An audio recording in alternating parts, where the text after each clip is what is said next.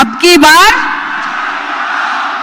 ಕಿ bar 400 seat ಬಿಜೆಪಿಗೆ, NDAಗೆ ತಾವೆಲ್ಲರೂ ಆಶೀರ್ವಾದ ಮಾಡಿದ್ರೆ ಮೋದಿ ಅವರ ಕನಸು ಅವರ ಸ್ವಾರ್ಥಕ್ಕೋಸ್ಕರ ಅಲ್ಲ, ನಮ್ಮೆಲ್ಲರ ಭವಿಷ್ಯಕ್ಕೋಸ್ಕರ ಭವ್ಯ ಭಾರತವನ್ನ ನಿರ್ಮಾಣ ಮಾಡಬೇಕು ಅನ್ನೋದು ಮಾತ್ರ ಅವರ ಕನಸಾಗಿದೆ. ಆ ಕನಸನ್ನ ಈಡೇರಿಸೋ ಒಂದು ಜವಾಬ್ದಾರಿ ನಮ್ಮೆಲ್ಲರಲ್ಲೂ ಇದೆ. ಅದು ಮೋದಿ ಅವರ ಕನಸು ಈಡೇರಿಸೋ ಜವಾಬ್ದಾರಿ ನಮ್ಮದು. ಅವರು 400 ಕೇಳಿದ್ದಾರೆ, ನಾವೇನ್ ಮಾಡಬೇಕು? ಒಂದೇ ಒಂದು ಓಟು ನಮ್ಮದು. ಇದೇ ಏಪ್ರಿಲ್ 26 ಹಾಗೂ ಮೇ 7ಕ್ಕೆ ಕರ್ನಾಟಕದಲ್ಲಿ ನಡೆಯುವಂತ ಈ ಲೋಕಸಭಾ ಚುನಾವಣೆಯ ದಿನ ನೀವೆಲ್ಲರೂ ಹೋಗ್ಬೇಕು, ಎಲ್ಲರನ್ನೂ ಕರ್ಕೊಂಡು ಹೋಗ್ಬೇಕು. ನಿಮ್ಮ ಸುತ್ತಮುತ್ತ ನಿಮ್ಮ ಕುಟುಂಬ ಅಲ್ಲ, ನಿಮ್ಮ ಏರಿಯಾ, ನಿಮ್ಮ ಜಾಗ, ನಿಮ್ಮ ಊರು, ನಿಮ್ಮ ಜಿಲ್ಲೆಯಲ್ಲಿ ಎಲ್ಲರನ್ನು ನೀವು ಹೇಳಿ ಕರ್ಕೊಂಡು ಹೋಗಿ ನಾವೆಲ್ಲರೂ ಭಾರತ ದೇಶದಲ್ಲಿ ಒಂದು ಉತ್ತಮ ಸಮಾಜವನ್ನ ಕಟ್ಟೋಕೆ ಒಂದು ಸಂಕಲ್ಪ ತಗೊಂಡು ನಾವು ಹೋಗ್ಬೇಕಾಗಿದೆ. ಇದಕ್ಕೆ ನಾವೆಲ್ಲರೂ ಕೈ ಜೋಡಿಸೋಣ. ಭವ್ಯ ಭಾರತ, ಸುವರ್ಣ ಯುಗ, ರಾಮರಾಜ್ಯದ ಕಡೆ ನಾವೆಲ್ಲರೂ ಸಂತೋಷದಿಂದ ಹೋಗೋಣ. ಜವಾಬ್ದಾರಿಯುತ ನಾಗರಿಕರಾಗಿ ನಾವಿರೋಣ. ಈ ಬಾರಿ ಮತ್ತೊಮ್ಮೆ ಮೋದಿ ಸರ್ಕಾರ ಅಬ್ ಕಿ ಬಾರ್. ಜೈ ಹಿಂದ್, ಜೈ ಕರ್ನಾಟಕ, ಜೈ ಭಾರತೀಯ ಜನತಾ ಪಕ್ಷ.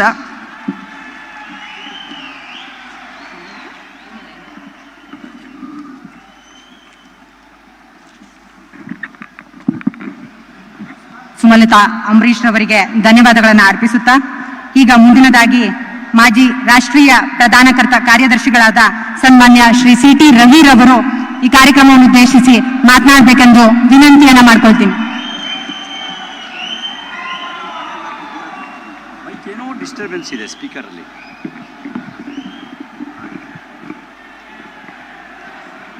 ಎರಡು ಕೈ ಎತ್ತಿ, ಮುಷ್ಟಿ ಕಟ್ಟಿ. ಭಾರತ್ ಮಾತಾ ಕಿ, ಭಾರತ್ ಮಾತಾ ಕಿ, ಜೈ ಶ್ರೀರಾಮ್, ಜೈ ಶ್ರೀರಾಮ್, ಹರ ಹರ ಹರ ಹರ. ವೇದಿಕೆಯ ಮೇಲೆ ಉಪಸ್ಥಿತ ಹಿರಿಯ ಮುತ್ಸದ್ದಿ ರಾಜಕಾರಣಿ, ಮಾಜಿ ಪ್ರಧಾನಮಂತ್ರಿ ಸನ್ಮಾನ್ಯ ಶ್ರೀ ದೇವೇಗೌಡರೇ, ಕರ್ನಾಟಕ ಕಂಡ ಜನನಾಯಕ ಮಾಜಿ ಮುಖ್ಯಮಂತ್ರಿ ರೈತ ನಾಯಕ ಶ್ರೀ ಯಡಿಯೂರಪ್ಪನವರೇ,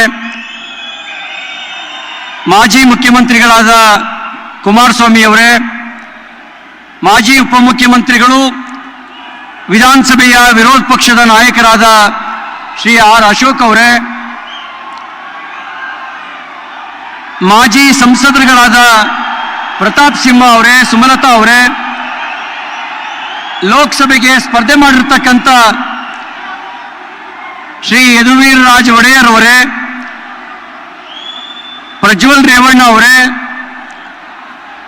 ಬಾಲರಾಜ್ ಅವರೇ, ವೇದಿಕೆಯ ಮೇಲೆ ಉಪಸ್ಥಿತ ಬಿಜೆಪಿ ಮತ್ತು JDSನ ಎಲ್ಲ ಮುಖಂಡರೇ, ಮತ್ತೊಮ್ಮೆ ಮೋದಿ ಪ್ರಧಾನಮಂತ್ರಿ ಆಗಬೇಕು ಅನ್ನೋ ಆಸೆಯೊಂದಿಗೆ ಇಷ್ಟು ದೊಡ್ಡ ಸಂಖ್ಯೆಯಲ್ಲಿ ಆಗಮಿಸಿರ್ತಕ್ಕಂಥ ಮೈಸೂರು, ಕೊಡಗು, ಚಾಮರಾಜನಗರ, ಮಂಡ್ಯ, ಹಾಸನ ಲೋಕಸಭಾ ಕ್ಷೇತ್ರದಿಂದ ಆಗಮಿಸಿರ್ತಕ್ಕಂಥ ಎಲ್ಲ ಅನ್ನದಾತ ಬಂಧುಗಳೇ, ತಾಯಂದಿರೇ, ಮಾಧ್ಯಮ ಮಿತ್ರರೇ, ಇನ್ನು ಕೆಲವು ನಿಮಿಷಗಳಲ್ಲಿ ಮೋದಿ ಅವರು ಈ ವೇದಿಕೆಗೆ ಬರೋರಿದ್ದಾರೆ.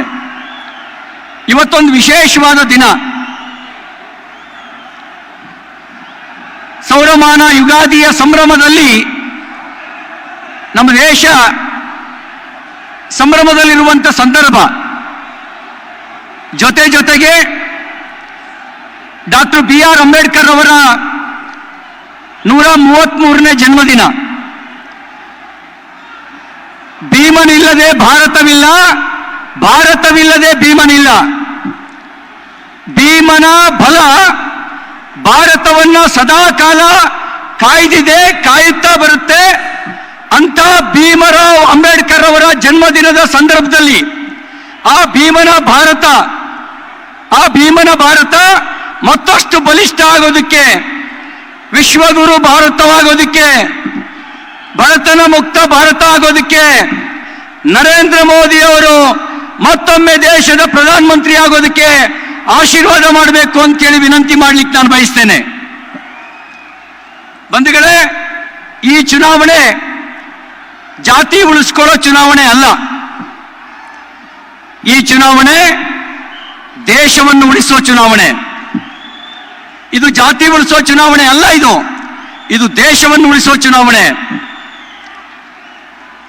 ಸನ್ಮಾನ್ಯ ಮುಖ್ಯಮಂತ್ರಿ ಸಿದ್ದರಾಮಯ್ಯನವರು ಅವರು ಭಾಷಣ ಮಾಡ್ತಾ ಇರಬೇಕಾದ್ರೆ ಹೇಳಿದ ಹೇಳಿಕೆಯನ್ನು ನಾನು ಗಮನಿಸಿದೆ. ಅವರು ಕಾಂಗ್ರೆಸ್ ಅಭ್ಯರ್ಥಿಯನ್ನು ಪರಿಚಯಿಸಿ ಅವರ ಜಾತಿಯನ್ನು ಉಲ್ಲೇಖ ಮಾಡ್ತಾ ಇದ್ದದ್ದನ್ನು ಕೂಡ ನಾನು ಗಮನಿಸಿದೆ. ಮಾನ್ಯ ಮುಖ್ಯಮಂತ್ರಿ ಸಿದ್ದರಾಮಯ್ಯನವರಿಗೆ ಒಂದು ಮಾತು ಹೇಳಲಿಕ್ಕೆ ಬಯಸ್ತೇನೆ.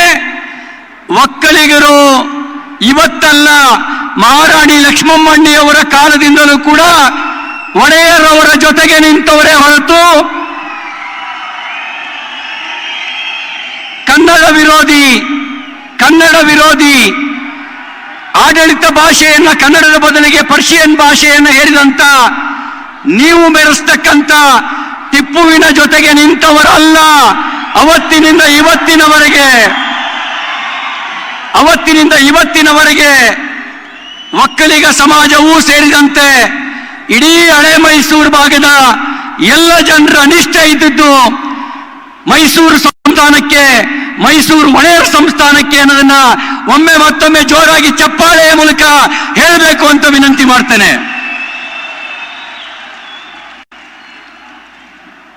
ನಿನ್ನೆ ಈ ಭಾಗದ ಜನನಾಯಕ ಚಾಮರಾಜನಗರದ ಸಂಸದರಾದ ಶ್ರೀನಿವಾಸ್ ಪ್ರಸಾದ್ರ ಮನೆಗೆ ಗೆಳೆತನವನ್ನು ನೆನಪಿಸಿಕೊಂಡು ಮಾನ್ಯ ಮುಖ್ಯಮಂತ್ರಿ ಸಿದ್ದರಾಮಯ್ಯನವರು ಹೋಗಿದ್ರು.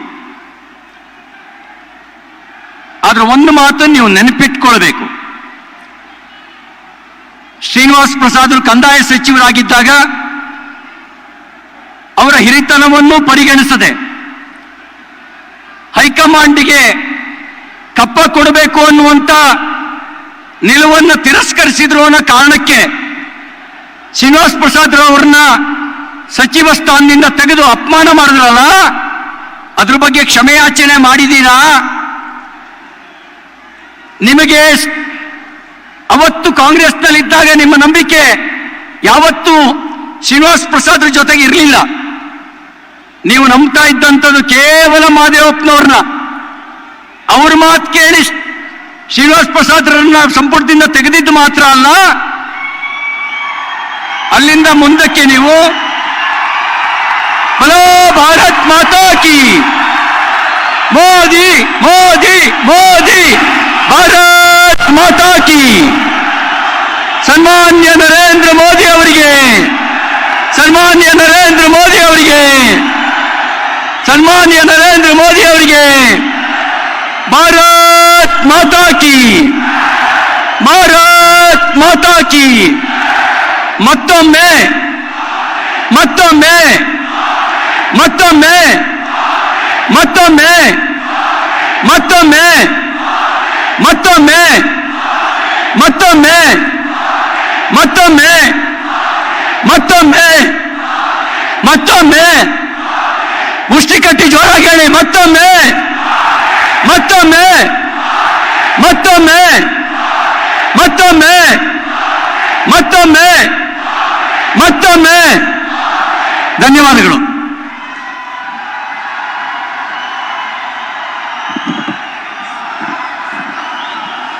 स्वागत है भाई, स्वागत है, मोदी जी का स्वागत है।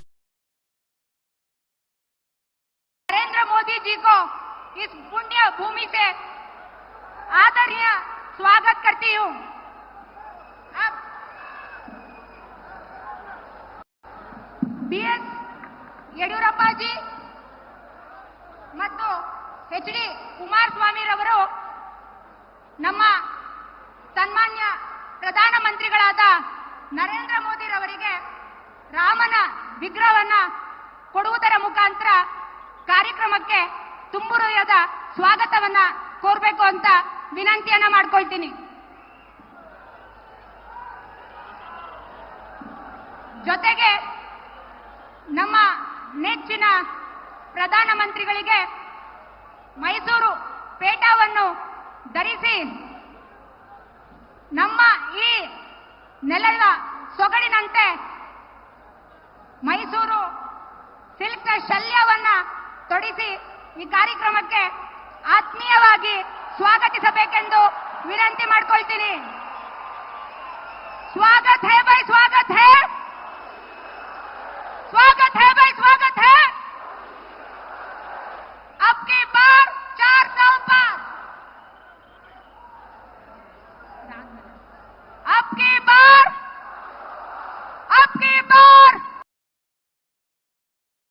Every piece of clothing has an emotion, each with a story of its own.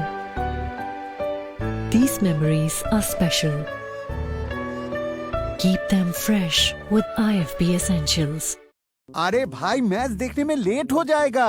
Office time के बाद 2-3 गुना चार्ज हो जाता है। ऑफिस आवर्स खत्म हो या फिर क्रिकेट फैंस का स्टेडियम जाना शुरू, InDrive ऐप पे फेयर डिसाइड करने का फ्रीडम है अपने हाथों में। That's why I choose InDrive app for cab booking. जिंदाबाद जिंदाबाद।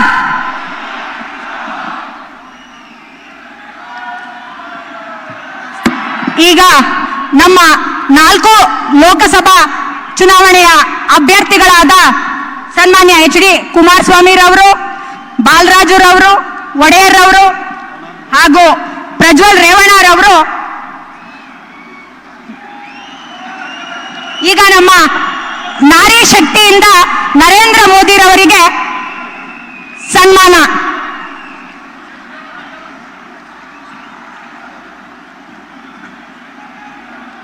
जिंदाबाद जिंदाबाद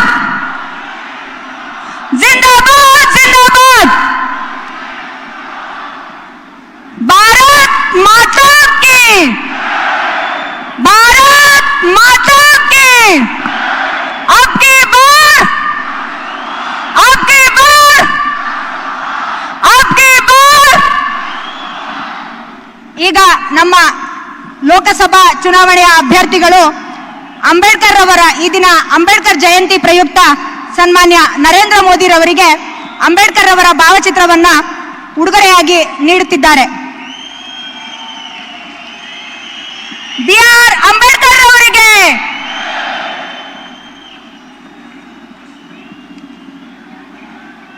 ಸನ್ಮಾನವನ್ನು ನೆರವೇರಿಸಿದಂತಹ ಎಲ್ಲರಿಗೂ ತುಂಬು ಹೃದಯದ ಧನ್ಯವಾದಗಳನ್ನ ಅರ್ಪಿಸುತ್ತೇನೆ. ಈಗ ಕಾರ್ಯಕ್ರಮವನ್ನ ಉದ್ದೇಶಿಸಿ ನಮ್ಮ ನೆಚ್ಚಿನ ಮಾಜಿ ಮುಖ್ಯಮಂತ್ರಿಗಳು ಮೊದಲ ಬಾರಿಗೆ ರೈತ ಬಜೆಟ್ನ ಮಂಡಿಸಿದಂತಹ ರೈತ ನಾಯಕ ಹಾಗೂ ಹೆಣ್ಣು ಮಕ್ಕಳ ಭಾಗ್ಯ ವಿಧಾತ ಭಾಗ್ಯಲಕ್ಷ್ಮಿಯನ್ನು ವಿತರಿಸಿದಂತಹ ಸನ್ಮಾನ್ಯ BS ಯಡಿಯೂರಪ್ಪ ಅವರು ಈ ಕಾರ್ಯಕ್ರಮವನ್ನು ಉದ್ದೇಶಿಸಿ ಮಾತಾಡಬೇಕು ಅಂತ ವಿನಂತಿಯನ್ನು ಮಾಡ್ಕೊಳ್ತೀನಿ.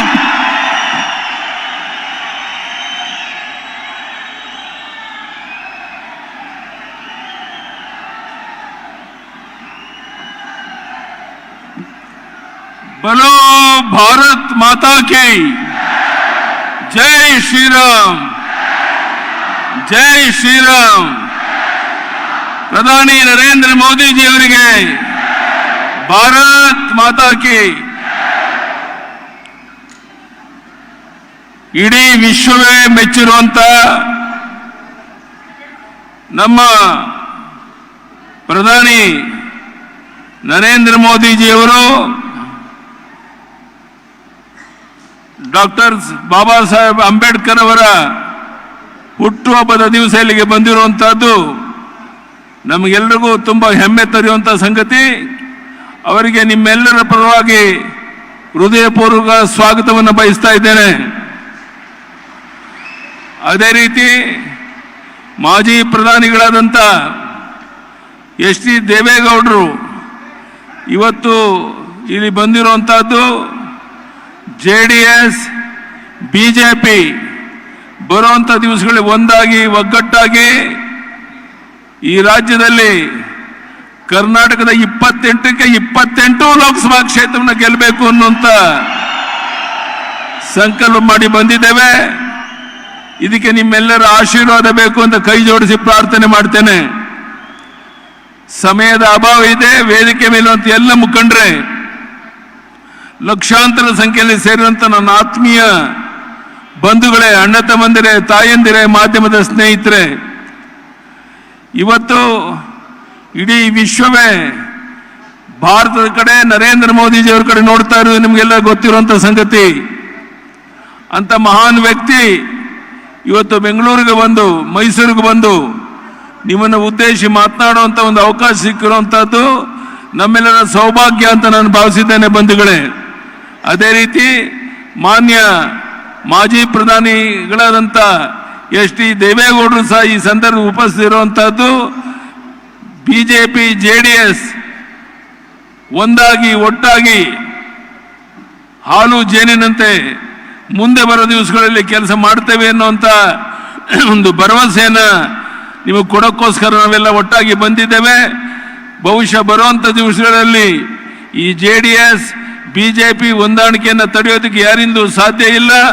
ಮೋದಿಯವರ ನೇತೃತ್ವದಲ್ಲಿ ನಾನು ಭರವಸೆಯನ್ನು ಕೊಡ್ತೇನೆ. ನಿಮ್ಮೆಲ್ಲರ ಪರವಾಗಿ ಕೊಡ್ಬೋದಾ? 28ಕ್ಕೆ 28 ಲೋಕಸಭಾ ಕ್ಷೇತ್ರವನ್ನ ಗೆದ್ದು ಮೋದಿಜಿಯವರಿಗೆ ನಾವು ನಮ್ಮ ಕೆಲಸವನ್ನು ಮಾಡ್ತೇವೆ ಅನ್ನೋ ಭರವಸೆಯನ್ನು ಕೊಡ್ತಾ, ಈ ವಿಶೇಷವಾದ ಸಂದರ್ಭದಲ್ಲಿ ಪ್ರಧಾನಿ ನರೇಂದ್ರ ಮೋದಿಜಿಯವರೇ ಖುದ್ದಾಗಿ ಇಲ್ಲಿಗೆ ಬಂದು ನಿಮ್ಮೆಲ್ಲರನ್ನು ಕುರಿತು ಮಾತನಾಡೋದ್ರಿಂದ ನಾನು ಹೆಚ್ಚು ಮಾತನಾಡಕ್ಕೆ ಇಷ್ಟಪಡೋದಿಲ್ಲ. ಇವತ್ತು ಕಾಂಗ್ರೆಸ್ ಪಕ್ಷ ಹಣದ ಬಲ, ಹೆಂಡದ ಬಲ, ತೋಳ್ಬಲ, ಅಧಿಕಾರ ಬಲ, ಜಾತಿಯ ವಿಷಬೀಜ ಬಿತ್ತಿ ಅಧಿಕಾರಕ್ಕೆ ಬರ್ಬೋದು ಅನ್ನೋ ಭ್ರಮೆನಲ್ಲಿದ್ದಾರೆ. ನಾನು ಇವತ್ತು ಹೇಳ್ತೇನೆ ಕಾಂಗ್ರೆಸ್ ಮುಖಂಡರಿಗೆ, ಇವತ್ತು ಬರುವಂತ ಲೋಕಸಭಾ ಚುನಾವಣೆಯ ಫಲಿತಾಂಶದ ನಂತರ ನೀವು ಎಲ್ಲಿರ್ತೀರಾ ಅನ್ನೋದಕ್ಕೆ ನಿಮ್ಮ ಅಡ್ರೆಸ್ ಇರೋದಿಲ್ಲ ಅನ್ನೋದು ನಿಮಗೆ ಗೊತ್ತಿದೆ. ಆದರೂ ಸಹ ಮನ ಬಂದಂತೆ ಮಾತನಾಡ್ತಾ ಇದ್ದೀರಾ. ಇದು ಎಲ್ಲಕ್ಕೂ ಉತ್ತರ ಮೈಸೂರು, ಚಾಮರಾಜನಗರ ಸುತ್ತಮುತ್ತ ಜನ ನಾವು ಕೊಡ್ತೇವೆ ಯಡಿಯೂರಪ್ಪನವ್ರೆ ಅಂತೇಳಿ ಕೈ ಎತ್ತಿ ಹೇಳಿ ನೋಡೋಣ. ಈ ರೀತಿ ನಿಮ್ಮೆಲ್ಲರ ಸಹಕಾರ ಇದ್ರೆ ನಿಶ್ಚಿತವಾಗಿ ಪ್ರಧಾನಿ ನರೇಂದ್ರ ಮೋದಿ ಅವರು ಇಲ್ಲಿಗೆ ಬಂದದಕ್ಕೆ ಸಾರ್ಥಕ ಆಗುತ್ತೆ. ನಾವೆಲ್ಲ ಒಟ್ಟಾಗಿ ಒಂದಾಗಿ ಬರುವಂತ ಲೋಕಸಭಾ ಚುನಾವಣೆಯನ್ನು ಎದುರಿಸಿ 28ಕ್ಕೆ 28 ಲೋಕಸಭಾ ಕ್ಷೇತ್ರ ಗೆಲ್ಲಕ್ಕೆ ಪ್ರಯತ್ನ ಮಾಡೋಣ ಅಂತ ಹೇಳ್ತಾ, ಮತ್ತೊಮ್ಮೆ ಇಲ್ಲಿ ಸೇರಿರುವಂತ ನಮ್ಮೆಲ್ಲ ಬಂಧುಗಳಿಗೆ, ಅಣ್ಣ ತಮ್ಮಂದಿರಿಗೆ, ತಾಯಂದಿರಿಗೆ, ಮಾಧ್ಯಮದ ಸ್ನೇಹಿತರಿಗೆ, ವೇದಿಕೆ ಮೇಲಿರುವ ಮುಖಂಡರಿಗೆ ವಂದನೆ, ಅಭಿನಂದನೆಯನ್ನು ಸಲ್ಲಿಸಿ ನನ್ನ ಮಾತನ್ನು ಮುಗಿಸ್ತೇನೆ. ಧನ್ಯವಾದಗಳು. ನಮಸ್ಕಾರ. ಜೈ ಶ್ರೀರಾಮ್, ಜೈ ಶ್ರೀರಾಮ್. ಭಾರತ್ ಮಾತಾ ಕಿ. ಪ್ರಧಾನಿ ನರೇಂದ್ರ ಮೋದಿಜಿಯವರಿಗೆ, ಪ್ರಧಾನಿ ನರೇಂದ್ರ ಮೋದಿಜಿಯವರಿಗೆ ಭಾರತ್ ಮಾತಾ ಕಿ. ಸನ್ಮಾನ್ಯ ಬಿ.ಎಸ್. ಯಡಿಯೂರಪ್ಪರವರಿಗೆ ಧನ್ಯವಾದಗಳನ್ನ ತಿಳಿಸುತ್ತಾ, ಈಗ ಮುಂದಿನದಾಗಿ ನಮ್ಮ ಹೆಮ್ಮೆಯ ಕನ್ನಡಿಗ, ದಿಲ್ಲಿಯಲ್ಲಿ ಹುಟ್ಟಿ ದೆಹಲಿಯ ಗದ್ದುಗೆಯನ್ನೇರಿದಂತಹ ಮಣ್ಣಿನ ಮಗ, ಶ್ರೀಮಾನ್ ಮಾಜಿ ಪ್ರಧಾನಮಂತ್ರಿಗಳಾದ ಶ್ರೀ ಎಚ್.ಡಿ. ದೇವೇಗೌಡರವರು ಈ ಕಾರ್ಯಕ್ರಮವನ್ನು ಉದ್ದೇಶಿಸಿ ಮಾತನಾಡಬೇಕೆಂದು ವಿನಂತಿಯನ್ನ ಮಾಡಿಕೊಳ್ತೀನಿ.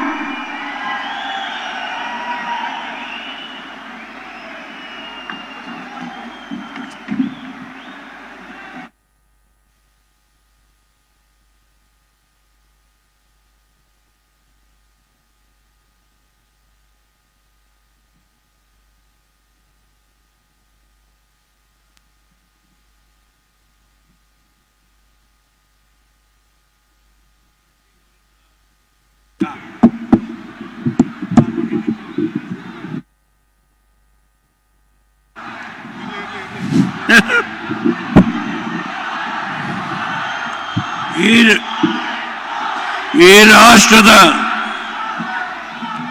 ಯಶಸ್ವಿ ಪ್ರಧಾನಮಂತ್ರಿಗಳಾದ ನರೇಂದ್ರ ಮೋದಿ ಅವರೇ, ಹಿರಿಯರಾದ ಯಡಿಯೂರಪ್ಪನವರೇ, ವೇದಿಕೆಯಲ್ಲಿ ಉಪಸ್ಥಿತರಿರತಕ್ಕಂಥ ಉಮೇದುವಾರಗಳಾದ ಯದುವೀರ್ ದತ್ತ ಅವರೇ, ಶ್ರೀಮಾನ್ ಕುಮಾರಸ್ವಾಮಿ ಅವರೇ, ಬಾಲರಾಜ್ ಅವರೇ, ಪ್ರಜ್ವಲ್ ರೇವಣ್ಣವರೇ, ಮಾಜಿ ಲೋಕಸಭಾ ಸದಸ್ಯರಾದ ಸುಮಲತಾ ಅವರೇ, ವೇದಿಕೆಯಲ್ಲಿ ಕುಳಿತಿರ್ತಕ್ಕಂಥ ಎಲ್ಲ ಮಾಜಿ ಮಂತ್ರಿಗಳು, ಮಾಜಿ ಶಾಸಕರು ಮತ್ತು ಭಾರತೀಯ ಜನತಾ ಪಾರ್ಟಿಯ ಎಲ್ಲ ಪದಾಧಿಕಾರಿಗಳು ಈ ಒಂದು ಬೃಹತ್ ಸಭೆಯಲ್ಲಿ ನೆರೆದಿರ್ತಕ್ಕಂಥ ಎಲ್ಲ ನನ್ನ ಹಿರಿಯ ಕಿರಿಯ ಅಣ್ಣ ತಮ್ಮಂದಿರು, ಅಕ್ಕ ತಂಗಿಯರು, ನಿಮ್ಮೆಲ್ಲರಿಗೆ ನಾನು ಗೌರವಪೂರ್ವಕವಾಗಿ ನನ್ನ ಸಾಷ್ಟಾಂಗ ನಮಸ್ಕಾರಗಳನ್ನು ತಮಗೆ ತಿಳಿಸ್ತೇನೆ. ಇಂದು ಯಶಸ್ವಿಯಾಗಿ 10 ವರ್ಷ ಈ ರಾಷ್ಟ್ರದ ಪ್ರಧಾನಮಂತ್ರಿಯಾಗಿ ಈ ರಾಷ್ಟ್ರಕ್ಕೆ ಗೌರವವನ್ನು ತಂದುಕೊಟ್ಟಂತ ಒಬ್ಬ ವ್ಯಕ್ತಿ ಯಾರಾದರೂ ಇದ್ರೆ ನನ್ನ ಪಕ್ಕದಲ್ಲೇ ಕೂತಿದ್ದಾರೆ ಶ್ರೀಮಾನ್ ನರೇಂದ್ರ ಮೋದಿ. ನಾನು ಎದ್ದು ನಿಂತುಕೊಂಡು ಗೌರವ ಸಲ್ಲಿಸಲಿಕ್ಕೆ ಸಾಧ್ಯ ಆಗಲಿಲ್ಲ. 2 ಮಂಡಿ ನೋವಿದೆ. ನಾನು ಗೌರವ ಕ್ಷಮ. क्या आपने कभी सोचा है कि एक टॉर्च क्या क्या कर सकती है? अब आप सोचेंगे कि एक टॉर्च तो लाइट